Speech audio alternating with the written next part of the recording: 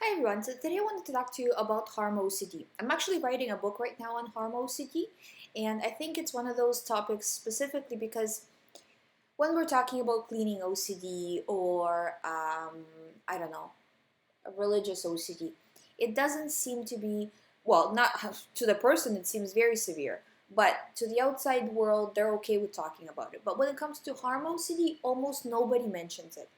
And I really think it's important topic to talk about because there's a lot of people suffering and they don't understand why they're suffering and they don't understand where these thoughts are coming from and they're very scared. So today I just kind of wanted to briefly discuss it. I think I'm going to make it a series. I might actually split this video into a few parts as well if it's going to run too long. Um, so first of all, where do harm OCD thoughts come from? If you have harm OCD, you have to always remember that the reason why you are having these specific thoughts is because safety and being a good person and protecting people is very important to you. And OCD plays on that, just like it plays on all of the other people's traits, right? So it always attacks what is the most precious thing to you. So if you are a very sensitive, a very conscientious person, it's gonna attack that. That is why you're getting those thoughts. If you weren't sensitive and conscientious and very nice and gentle person, you would not be getting those thoughts because it wouldn't be a bigger, I mean, it probably would be still a big deal to you, but it wouldn't be um, as traumatic to you, this type of thought.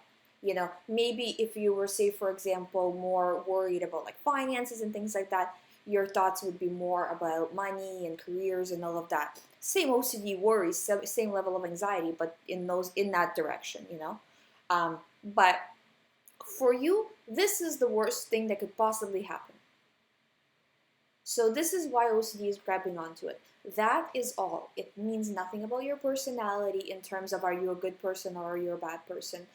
Specifically, it actually means that you are a good person. You know? Because if you were a bad person, you wouldn't worry about it. Look at people, look at the news, right? They don't worry about being bad people. They're just bad people. They're fine with it, you know? They enjoy it. They like it, you know? So that's the thing. It's it's the fact that you are a good person that triggers these obsessions, you know, because like I said, OCD always grabs onto what is the most precious to you because it's going to get a reaction out of you that way, right? Because if there's no reaction, we're going back to the attention and the reaction. If there's no reaction, if you're not seeking reassurance in any way, which is the only reaction for OCD, right? then then there's no OCD, you know? So, because you're not powering it up. So, something needs to be powering it up. And if you're not money oriented, you're not going to be powering up thoughts about money. You'll be like, oh, well, if I go broke, then I go broke, right? But this triggers you.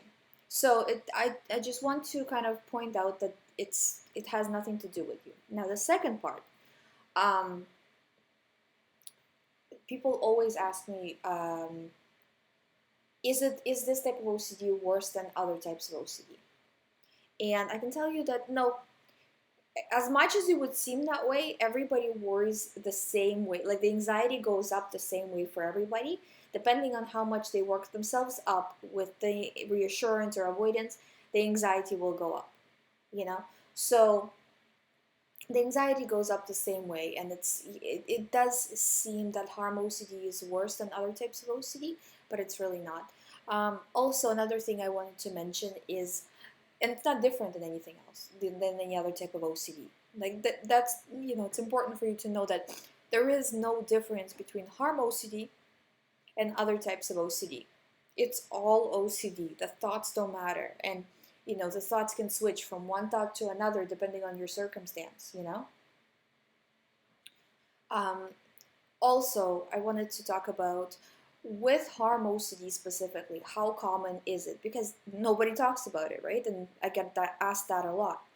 And I can tell you that, let me give you like a percentage. I would say that in my experience, about 50% at least, but I would say more like probably even like close to 70% of people that come to me have harm OCD as the root of their OCD.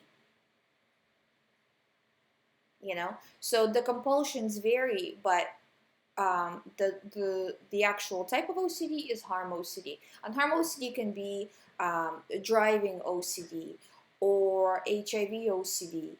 Because driving OCD, you think you hit somebody. HIV OCD, people think that they may get HIV, or somebody they know may get HIV because of them, or stuff like that.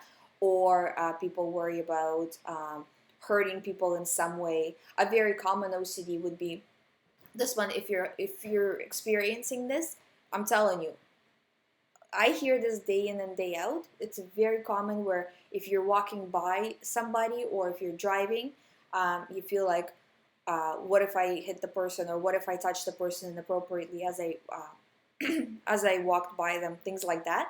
So if you're experiencing those thoughts, these are typical harm OCD thoughts. People all around the world experience this. Sometimes I wish you guys um, could see what I see, because when you hear about it every day from different people with different nationalities, different backgrounds, different everything, different parts of the world, different languages, but they say exactly the same thing in exactly the same way. Their worries are exactly the same. When you see that, you stop thinking of it as uh, something strange or weird. It's almost like a mechanism in the mind. And I think a lot of it does have to do with the news and just negative programming on TV, because when people see that, they start, especially people that are sensitive and that are already predisposed to having OCD, they start to think, well, what if it's me? What if I could be in a situation, or maybe I could do that, maybe I'm a bad person, things like that. And just because they're sensitive, and they kind of mm, they almost like feel the situation more than an average person would, because an average person that doesn't have OCD, they'll just shrug their shoulders and be like, who cares? They're not going to go that deep into it, but a person with OCD will. So that's just the difference.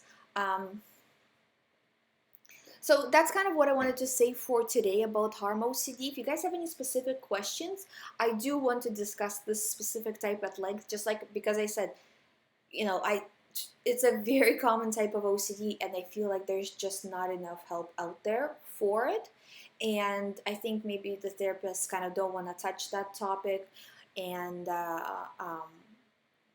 in the news and the programs don't want to touch that topic necessarily, because it's so um, kind of stigmatized, I guess. But it's, if you're experiencing it, you know and again, the recovery from harm OCD is not any different than recovery from any other type of OCD. All you have to do is stop paying attention to your thoughts. Stop viewing them as real. I know they feel severe. I know they feel horrible, but they're just there. It's like think of it as like a very gory movie that you're watching. Just because you're watching a movie doesn't mean, you want to recreate it in real life, right? So it's the same thing with this, that, just because you got an automatic thought doesn't mean you're a bad person, and it's not any different than somebody who has cleaning OCD or things like that. And by the way, cleaning OCD a lot of the time is harm OCD. Because that's the thing, is that, when people talk about, well, people are washing their hands and things like that. Well, why are they washing their hands? What are they afraid of? What's making them wash their hands over and over again? Sometimes it's not harm OCD, but a lot of the times it's harm, because they think maybe if I don't wash it enough, there's some sort of contamination and I'm gonna hurt the people around me, things like that. That's a very, very common thought, one I hear quite a lot of the time, you know? So even that type of OCD, which is kind of commonly talked about, it's not cleaning OCD, it's harm OCD. Most of the time. Sometimes cleaning OCD has a different underlying situation, because it could be the person's washing their hands a certain amount of times because, um, like something to do with like a religion, like if they're not cleansed, or there's different things that they can think, but a lot of the times it has to do with harm.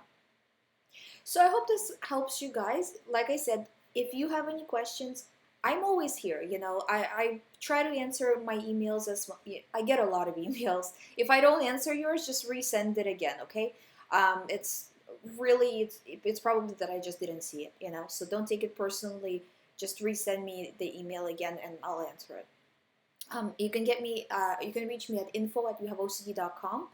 And if you go to youhaveocd.com, there's a recovery program there with me, which is one-on-one recovery work with me. Also, there's ebooks available, and there's a lot of free information there as well, so please check that out. Thank you guys so much for watching, and I'll see you next time.